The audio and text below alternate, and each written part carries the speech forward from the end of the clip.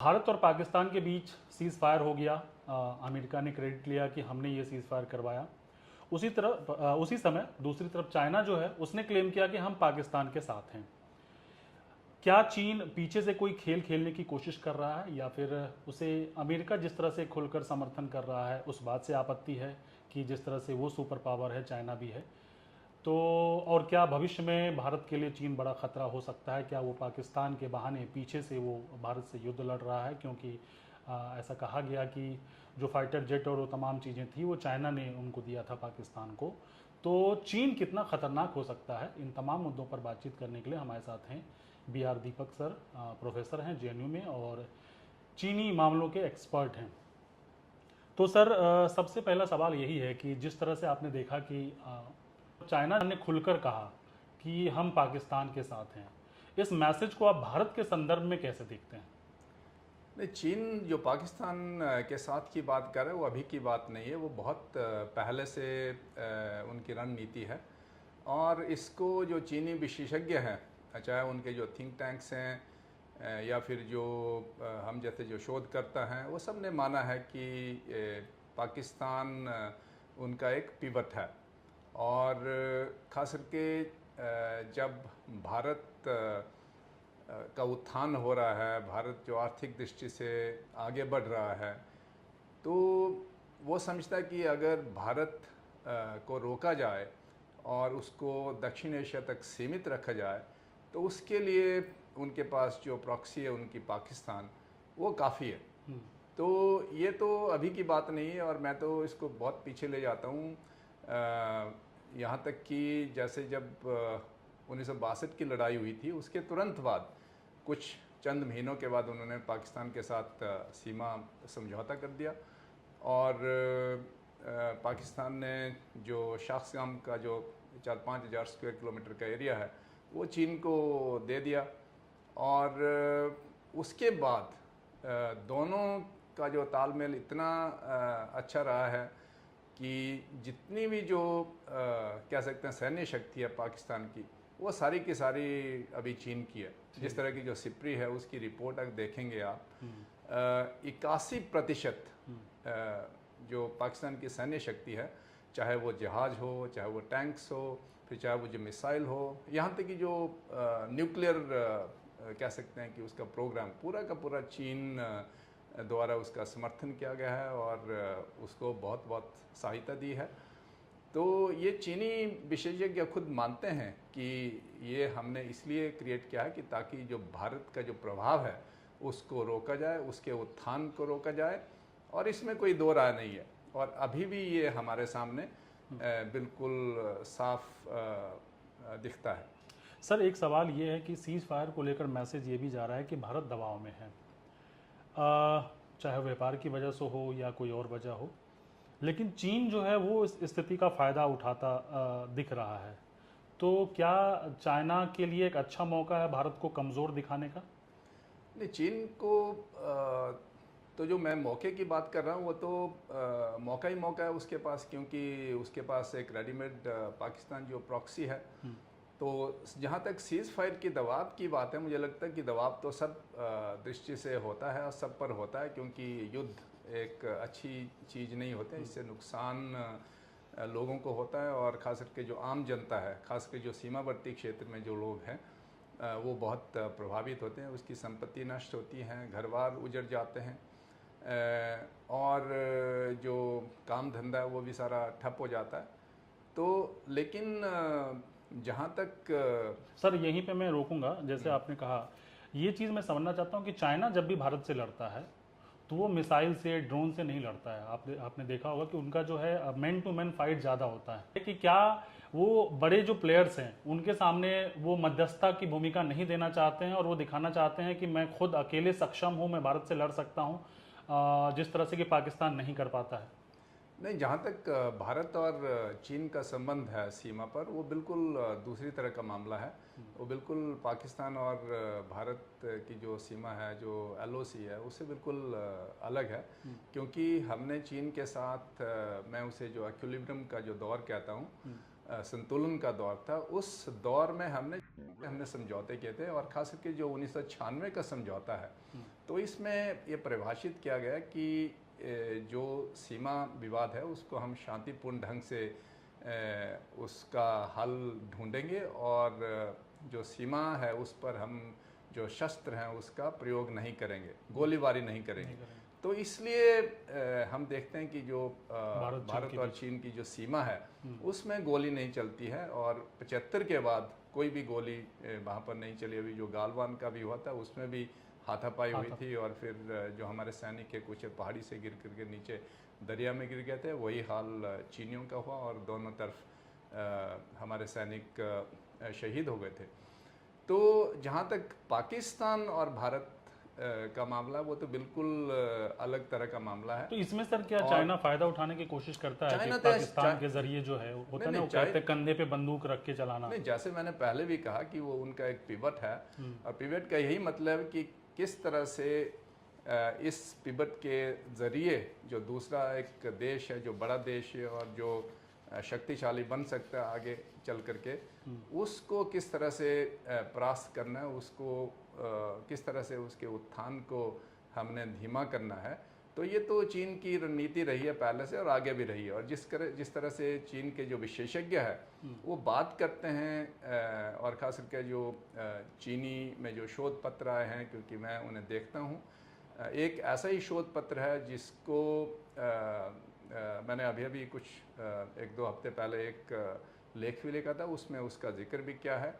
वो ये है कि लद्दाख को खास करके जो चीनी विशेषज्ञ हैं और चीनी जो कह सकते हैं जो थिंक टैंक्स है या फिर उनके जो रणनीतिकार हैं, वो बोलते हैं कि वो एक कह सकते हैं कि वो गला है दक्षिण एशिया से मिलाने का और ख़ास करके जो सेंट्रल एशिया है वहाँ से मिलाने का एक गला है। और उसी तरह से जिस तरह से जो पाकिस्तान के साथ उन्होंने जो CPEC बनाया है, चाइना पाकिस्तान इकोनॉमिक कॉरिडोर, तो उसको वो गर्दन बोलते हैं। और जिस तरह से आप देखते हैं कि पाकिस्तान इस पूरे कश्मीर को शिरा बोलते हैं, तो ये एक सामरिक उनकी जो रणनीति है जो पहले से रही है और किस तरह से भारत को यहाँ पर दबाव डाल करके उसकी कह सकते हैं जो आर्थिक स्थिति है उसको नुकसान पहुँचाना है और पाकिस्तान में उसमें शरेआम उनका साथ दे रहा है। और मुझे लगता है कि पाकिस्तान को ये समझ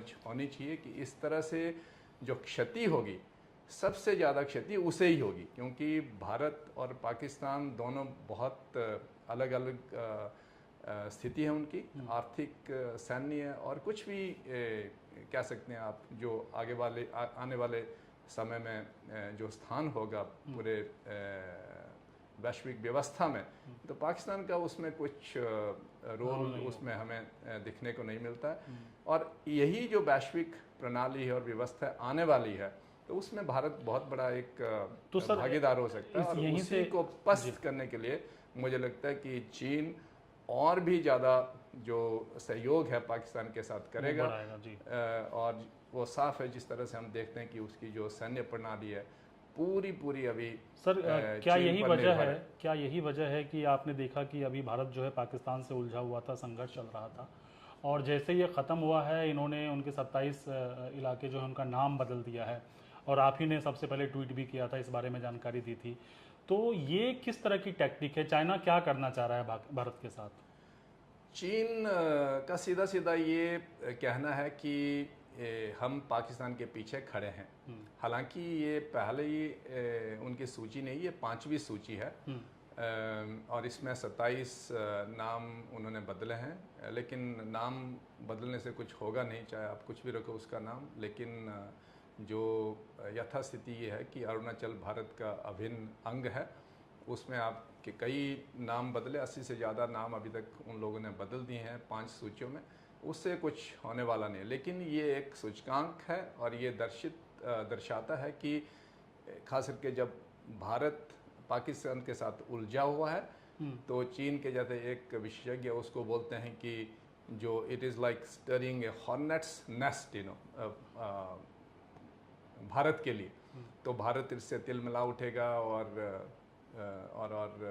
चीन अपना जो सहयोग है उस तरह से, जिस तरह से बोलते हैं कि जो आयरन क्लैड और ऑल वेदर जो उनका जो दोस्त है पाकिस्तान, उसके साथ वो दर्शाता है।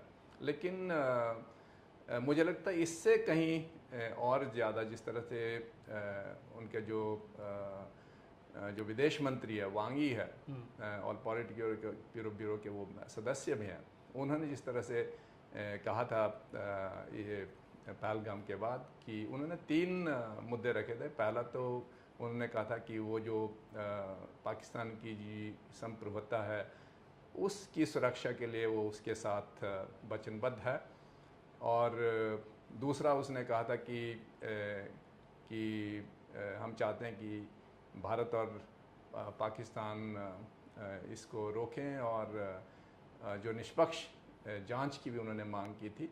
हालांकि सब लोगों को मालूम होना चाहिए कि किस तरह से चीन का जो पाकिस्तान के साथ सहयोग रहा है, जिस तरह से जो पाकिस्तान में पनपे जो आतंकवादी हैं उनका उन्होंने समर्थन किया, और ख़ास करके जो यूनाइटेड नेशन जो सिक्योरिटी काउंसिल का जो रेजोल्यूशन है आतंकवाद पर, उसकी जो लिस्ट है उस पर उन्होंने हमेशा पाकिस्तान का समर्थन किया है। और जो टेक्निकल होल्ड हम बोलते हैं बार बार जो लगाया है उन्होंने, तो इससे सिर्फ ये एक पहलू ज्ञात होता है कि चीन पाकिस्तान के साथ, चाहे वो आतंकवाद का मामला हो, चाहे वो कश्मीर का मामला हो, चाहे वो फिर लद्दाख का मामला हो, पूरा उसके साथ है। और भारत को कह सकते हैं कि जो दक्षिण एशिया तक सीमित रखने के लिए ये उनकी जो पूरी की पूरी जो रणनीति है उसमें शुरू से लेकर के अब तक वो काम कर रहे हैं। क्या सर अमेरिका के इंटरफेरेंस से चाइना को गुस्सा आया होगा, क्योंकि वो एशिया में अमेरिका बनना चाहता है, बुरा लगा होगा? नहीं, चीन अपने पत्ते खुद खेलता है और दूसरों के कंधे पर बंदूक रख के भी बात करता है, जिस तरह से हम देखते हैं कि पाकिस्तान के कंधे पर उसने बंदूक चलाई है हमेशा, और पाकिस्तान चाहता है कि ऐसा ही हो कि उसके साथ, क्योंकि उनकी हमारे साथ शत्रुता है। मुझे लगता है कि जहाँ तक सीज़ फायर का मामला, इसमें थोड़ी सी हमारी गलती है अपनी, क्योंकि जिस तरह से हमने जो 9 आतंकी ठिकाने हैं उस पर हमने आक्रमण किया और उनको ध्वस्त किया पार्शली, और फिर जब पाकिस्तान ने हम पर ड्रोन से हमला किया और फिर मिसाइल भी दागे, तो उनको हमने निष्क्रिय कर दिया। हमारी जो आकाश मिसाइल्स हैं और जो हमारी जो रशियन जो बैटरीज हैं S-400, उनके तहत और जो हमने जो मिसाइल दागी हैं, जो ब्रह्मोस, ऐसा मानते हैं कि हमने पहली बार ब्रह्मोस का इस्तेमाल किया, उसने पूरी तरह से जो पाकिस्तान के जो सैन्य ठिकाने हैं तो उनको पार्शली ध्वस्त किया है। तो इससे भी चीन काफ़ी तिल मिलाया है, क्योंकि किस तरह से जो पाकिस्तान के जो डिफेंस सिस्टम है और एयर डिफेंस सिस्टम है, और किस तरह से जो उनके जहाज़ हैं, जबकि पूरी तैयारी में थे, उनको वो डिटेक्ट नहीं कर पाए, और भारत ने बहुत गहरी चोट उस पर की है।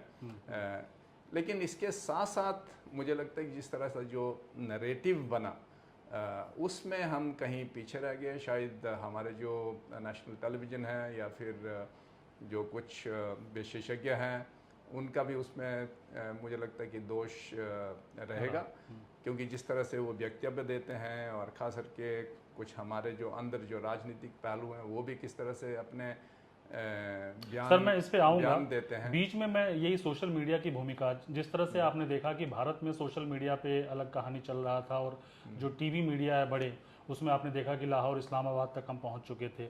उधर चाइना में भी एक इस तरह का ट्रेंड चल रहा था, जिसमें कहा जा रहा था कि देखो कि भारत के सारे जो विमान हैं और उसको हम गिरा रहे हैं, और वहाँ पे वो चीयर्स वाले मूड में थे कि अब चाइना का जो हथियार है वो भारत पे भारी पड़ रहा है। इसको कैसे देखते हैं आप? क्या ये भी एक स्ट्रेटजी है रणनीतिक रूप से, मानसिक रूप से परेशान करने का या प्रेशराइज करने का भारत को? नहीं, यही तो जो नैरेटिव है ना, उसका पहलू है। सबसे पहले मुझे लगता है कि इसमें जितने भी जो नैरेटिव यहाँ से दक्षिण एशिया से या फिर खास करके जो पाकिस्तान से उभरे हैं, उसमें सब लोगों का अपना अपना हित है। तो खास करके चीन का जो हित है बहुत ही ज़्यादा इसमें, क्योंकि पाकिस्तान में जितने भी जैसे हथियार हैं वो हम अभी बोल रहे हैं कि 81% हैं वो सारे चीन के हैं। जो उनके जो जहाज़ हैं अगर वो भारत द्वारा गिराए जाते हैं, मार गिराए जाते हैं, तो नेचुरली जो उनके जो डिफेंस मार्केट है, क्योंकि चीन विश्व का दूसरा सबसे बड़ा कह सकते हैं कि जो व्यापारी है इनका हथियारों का, तो उस पर भारत चोट करता है। और किसी हद तक मुझे लगता है कि जिस तरह से हमने देखा था पिछले कल कि जो चीन के जो डिफेंस स्टॉक्स है वो 9% गिर गए थे। तो ये इसलिए गिरे क्योंकि दुनिया को लगा कि जिस तरह से नैरेटिव जो फॉल्स नैरेटिव बना था, कि झूठा जो डिसइंफॉर्मेशन का जो नैरेटिव बना था वो कहीं ना कहीं फिर सामने आ गया है। क्योंकि भारत ने जिस तरह से नकारा कि जो नैरेटिव चल रहा है, जैसे 5 वो बोल रहे कि हमारे विमान गिराए, वो बिल्कुल झूठ है। जिस तरह से बोल रहे हैं कि हमारी एक महिला जो पायलट है वो पाकिस्तान की गिरफ्त में है, तो ये सब झूठ था। और चीन के जितने भी अखबार थे, सोशल मीडिया थे, इसका बहुत ही दुष्प्रचार हो रहा था। और मुझे लगता है कि यही कारण है। और ख़ास करके चलो सोशल मीडिया की तो बात बनी, लेकिन उनके जो अपने सरकारी जो मीडिया है, जिस तरह से CGTN हो गया, फिर ग्लोबल टाइम्स हो गया, जो पीपल्स डेली है उसकी एक सिस्टर अखबार है, तो ये सब पूरा का पूरा दुष्प्रचार कर रहे थे।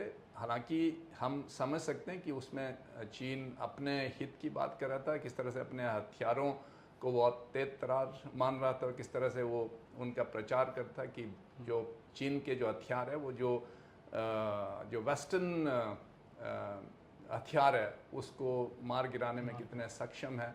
और दूसरी तरफ अमेरिका का भी इसमें अपना हित था। वो देखता था कि भारत फ्रांस से रफाल खरीद रहा है, तो हमारे जो लड़ाकू जहाज़ है, अमेरिका मानता है कि जिस तरह से F-35 है वो बहुत बढ़िया जहाज़ हैं, भारत क्यों नहीं उनको खरीद रहा है। तो उसका हित उसमें है कि भारत को वो विमान बेचे। और जी, ये सवाल अब यहीं से लूँगा मैं कि एक तरफ आपने देखा कि खुलकर पाकिस्तान का समर्थन कर रहा है, दूसरी तरफ नाम बदल दिए इलाके के, तीसरी तरफ जो साउथ चाइना सी है वहाँ पे उन्होंने गतिविधियाँ बढ़ा दी है। क्या आपको लगता है कि ये व्यापार ही एक बड़ी वजह है और ये भारत को एक तरह से दबाव बनाने की कोशिश की जा रही है, या फिर जो हमेशा दिखा है कि एरिया वाइज चाइना अपना एरिया बढ़ाना चाहता है? क्या आप देखते हैं, व्यापार या फिर ये वाला सीमा वाला एंगल, क्षेत्र वाला एंगल? नहीं, देखिए जो सीमा विवाद है हमारा चीन के साथ, वो तो काफ़ी पुराना है और वो चलता रहेगा। और मुझे लगता है कि उसमें ज़्यादा हलचल होने की उम्मीद अभी कम है, क्योंकि ये पाया गया है कि चीन एक कारोबारी देश बन गया है, एक व्यापारी देश बन गया। उसके पूरे विश्व में 150 से ज़्यादा देशों के साथ व्यापार होता है, और उनका वो सबसे बड़ा कह सकते हैं कि ट्रेड पार्टनर है। तो ये एक सबसे बड़ी नीति है चीन की आज के समय में। और दूसरा ये, क्योंकि अगर वो कहीं लड़ाई झगड़े में फंसता है, तो फिर जिस तरह से वो चीन की आर्थिक स्थिति थी जो अच्छी बनी है पिछले 4 दशकों में, उस पर काफ़ी प्रभाव होगा। तीसरा, ये प्रभाव और भी खतरनाक होगा, क्योंकि अभी के समय में चीन की जो आर्थिक स्थिति है वो काफ़ी ठीक नहीं है, क्योंकि जिस तरह से दो उनके जो स्तंभ थे आर्थिक वृद्धि के, वो किसी न किसी रूप से ध्वस्त हो गए। पहला तो जो इन्वेस्टमेंट था, चाहे वो इंटरनल इन्वेस्टमेंट हो या फिर विदेशी निवेश हो, उसमें उनको चोट लगी है, वो कम हो गया। क्योंकि एक ज़माना था जबकि 45% तक इन्वेस्टमेंट करते थे, और वो जिस तरह से इंफ्रास्ट्रक्चर बनाया उन्होंने, जिस तरह से रियल एस्टेट्स बनाई उन्होंने, जिस तरह से उन्होंने जो पब्लिक गुड्स अपनी जनता को प्रदान की, ये पूरा का पूरा दारोमदार इन्वेस्टमेंट पर निर्भर था। 45% के आसपास था, जो कि आजकल गिर के कह सकते हैं कि 25% तक रह गया, और उससे भी थोड़ा कम हो गया। कुछ आंकड़े बताते हैं कि वो 16% के आसपास है। दूसरा जो स्तंभ था वो उनका जो रियल एस्टेट का था, जो इंफ्रास्ट्रक्चर बनाते हैं, बिल्डिंग्स बनाते हैं। और चीन के अपने ये आंकड़े हैं कि चीन में जिस तरह से जो ओवर कैपेसिटी बनी है इसमें रियल एस्टेट में, वो कम से कम मतलब 600 मिलियन बिल्डिंग्स, सिर्फ अपार्टमेंट नहीं, इतनी बिल्डिंग्स एक्स्ट्रा बनी है वहाँ पर, और उसमें कोई लोग नहीं रहते हैं। और रियल एस्टेट भी एक टाइम में तो चीन का जो आर्थिक वृद्धि का एक बहुत बड़ा स्तंभ होता था। रियल एस्टेट के चलते भी 30% जो जीडीपी का है वो चीन का उससे आता था। तो ये भी अब ख़त्म हो गया है। तो सिर्फ जो एक स्तंभ बचा है चीन के पास अभी, वो है व्यापार, जिस तरह से आप कर रहे थे व्यापार। और क्योंकि व्यापार सीधा सीधा मैन्युफैक्चरिंग के साथ जुड़ा है, चीन अभी भी मतलब दुनिया की कम से कम 30% जो कह सकते हैं कि जो क्षमता है इसमें मैन्युफैक्चरिंग में, वो बनाता है उसको। लेकिन अगर हम देखेंगे कि जो व्यापार और जीडीपी की जो उसकी जो रेशो है वो अभी 39% के आसपास है। तो अभी की स्थिति में मुझे लगता है कि सिर्फ व्यापार ही चीन के पास एक ऐसा स्तंभ है जिसे वो चोटिल नहीं करना चाहता है। अगर वो भी चोटिल हो गया, जिस तरह से जो पहले 2 स्तंभ चोटिल हुए, फिर चीन में काफ़ी कठिनाइयाँ आ सकती, काफ़ी मुश्किलें आ सकती हैं। तो इसीलिए चाहे वो भारत हो, चाहे वो दूसरे तमाम देश हो, चीन व्यापार की बात करता है और शांति की बात करता है। लेकिन इसके पीछे इसका ये मतलब नहीं कि अगर चीन सब देशों के साथ व्यापार की बात करता है तो पीछे से वो अपनी चाल नहीं चलेगा। लेकिन जो उसकी रणनीति है वो बिल्कुल सटीक है। और जिस तरह से उसने संकेत दिए हैं, चाहे वो मध्य एशिया हो, चाहे वो पाकिस्तान हो, चाहे या सूडान हो, जहाँ भी आप देखेंगे कि ये दंगे फसाद लड़ाई वड़ाई होती है, तो जो हथियार हैं वो सारे के सारे चीन की तरफ उसका इशारा होता है। तो अगर सर भारत पाकिस्तान के बीच युद्ध होता है तो चीन दोनों तरफ से फायदे में होगा। एक तो उसके हथियार बिकेंगे, दूसरा उनका दुश्मन जो भारत है इकोनॉमिक स्तर पर वो कमज़ोर होगा, जो कि चाइना, जैसा आपने भी कहा कि चाइना युद्ध जैसे खतरे मोल नहीं लेना चाहेगा मौजूदा दौर में। तो क्या ये इसलिए भी वो जानबूझ के पाकिस्तान को बढ़ावा दे रहे हैं सो दैट कि भारत प्रवोक हो और उनके साथ लड़ाई लड़े? नहीं, वो तो बिल्कुल साफ जाहिर है, क्योंकि जैसे हमने कहा कि भारत एक उभरती हुई शक्ति है और आगे वाले समय में जो हमारा जो जीडीपी होगा वो 5 ट्रिलियन के आसपास होगा। उसके बाद 2030 में वो 9 ट्रिलियन के आसपास होगा। तो भारत एक उभरती हुई शक्ति है जिसको कोई रोक नहीं सकता। तो इसको थोड़ा मंद कर सकते हैं। तो मंद करने के लिहाज से ही चीन चाहता है कि भारत दक्षिण एशिया में उलझा रहे, पाकिस्तान के साथ उलझा रहे, बांग्लादेश के साथ उलझा रहे, और जो दूसरा नेपाल है उसके साथ उलझा रहे, श्रीलंका के साथ उलझा रहे। तो ये हमें सोचना है और हमें ये देखना है कि किस तरह से। हाल के दिनों में शायद हम उलझे रहे भी हैं। आप सारे पड़ोसी देश देखें तो भारत जो है कहीं ना कहीं रिलेशन नेपाल के साथ बड़े अच्छे थे, बांग्लादेश के साथ बड़े अच्छे थे, वो सारे अब उलझ गए हैं। तो एक तरह से हम चाइना जैसा सोचता है हम कुछ उसी तरह के रास्ते पर बढ़ चुके हैं। क्या आप मानेंगे ऐसा? मैं मानूंगा भी और नहीं भी मानूंगा। मानूंगा इसलिए क्योंकि चीन एक बहुत प्रभावी देश बन गया है, उसकी शक्ति काफ़ी गुना बढ़ गई है। क्योंकि हम देखते हैं कि जब संतुलन का जो दौर था उसमें भारत और चीन एक ही पायदान पर खड़े थे, उसमें ज़्यादा फर्क नहीं था। लेकिन आज की स्थिति ये है कि उनकी जो आर्थिक क्षमता है या फिर जीडीपी बोले हम, वो हमसे 4 गुना से ज़्यादा है। तो अगर 4 गुना से ज़्यादा है तो जाहिर है कि वो अनुसंधान में, फिर जो उसके जो डिफेंस सेक्टर है उसमें ज़्यादा निवेश करता है, फिर वहाँ पर ज़्यादा हथियार उत्पन्न करता है। और ख़ास करके कुछ जो क्षेत्र हैं उसमें काफ़ी बढ़त बना दी है। जिस तरह से ये ड्रोन्स हो गए, जिस तरह से जो आर्टिफिशियल इंटेलिजेंस का जो दौर है उसमें उसने बढ़त बना दी। और ख़ास करके जो सुपरसोनिक जो इंजन्स हैं उसमें उन्होंने काफ़ी बढ़त हासिल कर ली है। और जो शिपिंग इंडस्ट्री है उसकी तो बात ही ना करो। पूरे के पूरे अभी कम से कम 80% जो जितने भी ऑर्डर हैं तमाम दुनिया भर के कंटेनर्स वगैरह से लेकर के वो पूरे के पूरे चीन को चले जाते हैं। तो इसलिए जो इस 40 वर्षों का जो दौर था, जो संतुलन का दौर था, शांति का दौर था और डीप ग्लोबलाइजेशन का जो दौर था, उसमें चीन ने काफ़ी फ़ायदा उठाया। और जाहिर है कि अगर आप एक समृद्ध राष्ट्र बन जाते हैं, एक अच्छी सैन्य शक्ति बन जाते हैं दुनिया की, तो नेचुरली जो अपने हित है उसको बढ़ाने के लिए आप देखेंगे कि किस देश के किस किस के साथ ख़राब संबंध है, जो दूसरा देश है फिर उसको आप सहायता करते हैं, और फिर जाहिर है कि फिर जो संतुलन है वो बिगड़ जाता है। तो मुझे लगता है कि यही कारण है कि हमारा जो संतुलन है क्यों बिगड़ा है। तो इसी को मद्देनज़र रखते हुए हमको ये चीन की जो तरक्की है उससे एक सबक लेना चाहिए कि किस तरह से जो पड़ोसी देश हैं उसके साथ शांति स्थापित की जा सके, अपनी जो आर्थिक व्यवस्था उसको ठीक किया जाए, जो हमारा जो ढांचा है उसको अच्छा क्या दुरुस्त किया जाए, और जो लोगों को जो सेवाएं प्रदान की जाती है, चाहे बिजली हो, पानी हो, सड़कें हो, जो और तमाम चीज़ें हैं, किस तरह से उसको लोगों तक पहुंचाया जाए। और फिर जा करके मुझे लगता है कि जो संतुलन है, जो बिगड़ा हुआ संतुलन वो वापस आ सकता है। अब सर ये आपने कई बार सुना होगा कई एक्सपर्ट को कहते हुए कि भारत के लिए पाकिस्तान से बड़ा दुश्मन चीन है। मौजूदा हालात में भी कुछ ऐसा ही लग रहा है, जैसा कि हमें उलझा रहा है हर तरफ, और खुलकर उन देशों का समर्थन करना जो भारत के अगेंस्ट है, प्लस भारत पे भी अपनी तरफ से प्रेशर बनाना। ऐसी स्थिति में क्या भारत और चीन के बीच युद्ध जैसी स्थिति आ सकती है? हालांकि आपने जो कहा था कि भारत चाइना नहीं चाहेगा कि युद्ध हो, लेकिन भारत के लिए चाइना बड़ा खतरा है। तो दोनों देशों के बीच आगे क्या हो सकता है, और भारत के लिए क्या चुनौती है, चाइना को कैसे टैकल करें?